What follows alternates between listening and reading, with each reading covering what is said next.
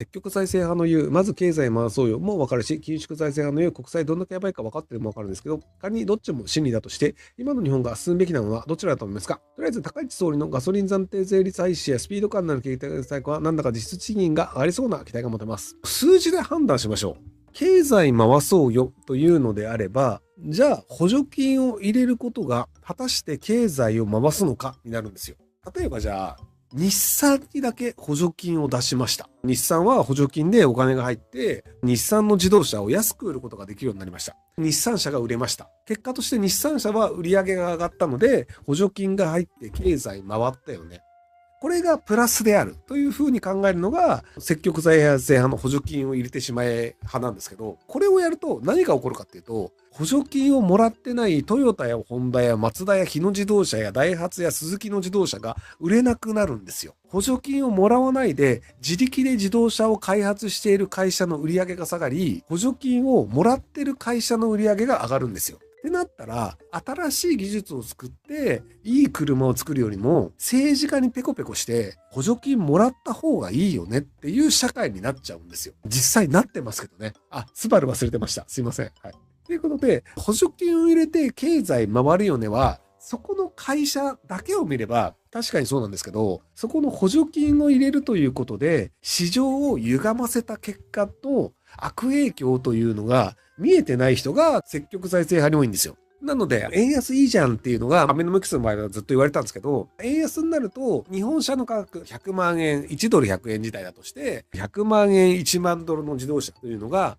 円安になると、日本としては別に100万円で売れてるんだけど、アメリカ人としては、これ8000ドルで買えるんじゃん。2000ドルも安いじゃん。お得じゃんみたいになって、円安になればなるほど、アメリカ人にとっては割安になるのでバンバン買われるんですよ。で、日本としては100万円で売っているものだけど、なんかしなきゃアメリカ人がいっぱい買ってくれるよね。だから売り上げどんどん増えるよね。利益上がるよね。美味しいじゃんってなるんですけど、それは日本の車がいい技術でいい車を作ったとか、燃費がいいとか、速度が速いとかって技術を上げたわけなく、単純に円安で安くなったから売れてるだけなんですよ。っていうドーピングなんですよね。で、このドーピングを昔はその1ドル100円から120円で、1ドル150円までずっとドーピングし続けたんですよ。で、ドーピングをし続けて、で、1ドル150円になると、逆に言うと、ドルで買うものの、1ドル100円の時代から150円になると、価格が 1.5 倍になるんですよね。ウクライナとかロシアの戦争もありますけど、石油とか高いよねとか、農家さんとかだと肥料が高いよねとか、っていう感じで、その仕入れの費用のコストが高くなってしまうよね。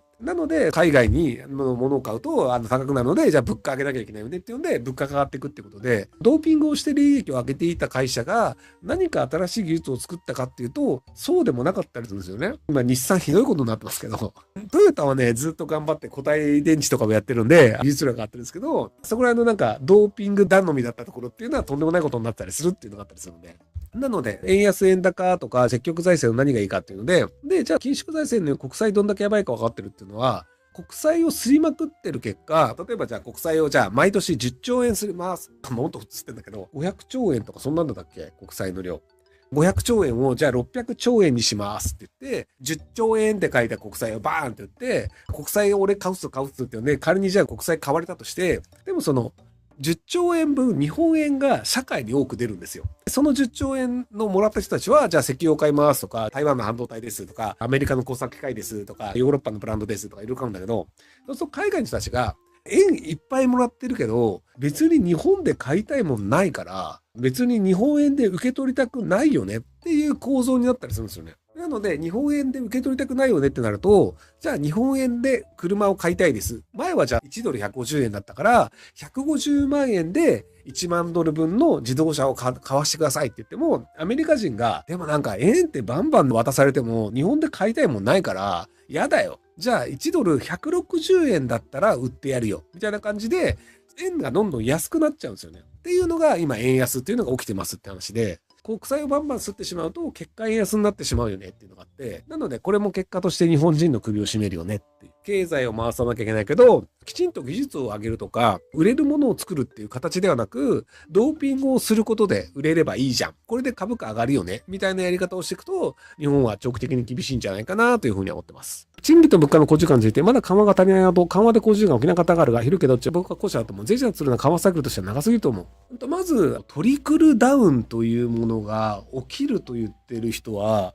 まともな人にはもういないんじゃないかな。もともとそのアベノミクスというのが行われた時は、イェール大学の浜田先生がトリクルダウンというものがあると言ってたんですよ。トリクルダウンというのは何ぞやっていうと、株価が上がりました。日本にお金持ちが増えました。で、お金持ちが増えると、そのお金持ちがいろんな買い物をするから、日本中のところで買い物が行われ、買い物で買われた商品で商品を売ってた人は儲かるから、じゃあそこでまたお金を使ってっていうので、お金持ちを増やすと、日本中に富がばらまかれて、日本中が潤うのであるっていうので、なので株価を高くするというので、あの当時のアベノミクスの頃って株を持ってる人自体がもう 10% いなかったんですよ。今ニーサで 20% ぐらいまで増えたのかな。なので、いくら株価が上がったとしても 10% の人しか金持ちにならないんだけど、その金持ちがお金を使って金は天下の回り物なので日本中に回るのであるって言ってて、2年前ぐらいにイェール大学の浜田先生がトリクルダウン間違えたごめんなさいって言って誤って撤回したんですよね。誤って撤回したかどうかは置いといたとして、株を持った金持ちが日本中で生まれましたけど、今の日本人の庶民でお金回りましたか？トリクルダウンで儲かった人どれぐらいいますかっていうと、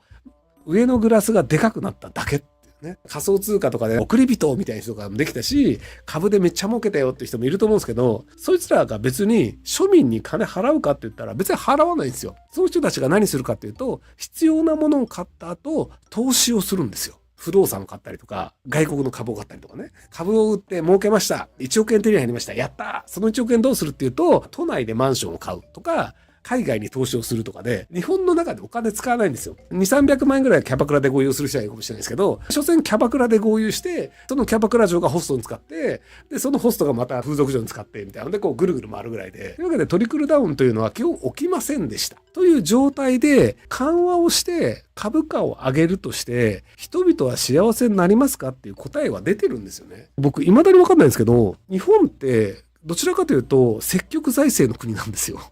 新規の国債の発行高が増え続けてる国なんですよ。国債の発行を絞ってるのであれば、政府予算がありますと。政府予算以上のお金というのを国債をすって使ってるんですけど、それが毎年毎年国債をする額と返還する額が一緒であれば、それはまあ均衡だろうと。で、国債を発行する額が減ってるんだったら、それは縮小だろうと。ただ日本って毎年毎年国債発行する新規の発行が増えてるんですよ。で、新規の発行する額をちょっとずつ減らそうって言ってるんですよ。毎年30兆ぐらい多く増やしてて、去年は30兆増やしたから、今年は28兆増やすだけにしようっていうだけで、でも増えとるやんっていう話なんですよ。収入100万円の人が30万円借金してます。で、130万円使ってます。100万円しか収入がないのに130万円使うの良くないよね。なので、来年は128万円使いますって言って、いやいや借金はもっと増えとるやんっていう状態なんですよ。なので、他の国から見ると日本は未だに積極財政なんですけど、そもそも積極財政であるという部分と、じゃあそこで積極財政的なことをやって、日銀が ETF という形で東証に上場している株を買ってて、東証一部上場企業の 15% ぐらいはもう日銀がオーナーなんですよね。日本中の上場してる会社の株を 15% ぐらいを日銀が買うっていうぐらいの買い支え方をしてるんですよ。で、そのおかげでもちろん株価は上がるんですよね。買うからね。で、株価が上がって誰が得するかっていうと、株を買ってる人と上場企業の人が得をするっていう、そういう状態になってて、それでトリクルダウン起きないよねっていうのがもう分かってるんで、だから庶民はいつまででも、これがね、あれ、確かね、300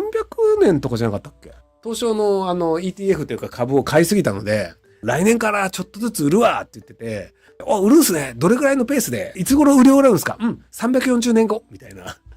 ちょっとずつ売り始める。一気に売っちゃうと、東証の株価がドーンって下がっちゃうから、ちょっとずつしか売れないと。あまりにちょっとずつ過ぎて、なので、終わるまで340年かかる。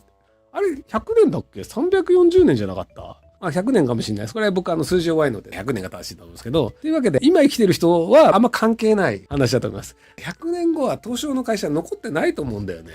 100年前から残ってる企業ってそもそもそんなに多くないからね。はい。っていう感じなんですけど、とはいえ、積極財政の人は頑張りたいんじゃないかなと思います。ご視聴ありがとうございます。今回の動画はこちらからの切り抜きになります。ひろゆき LINE スタンプ好評発売中です。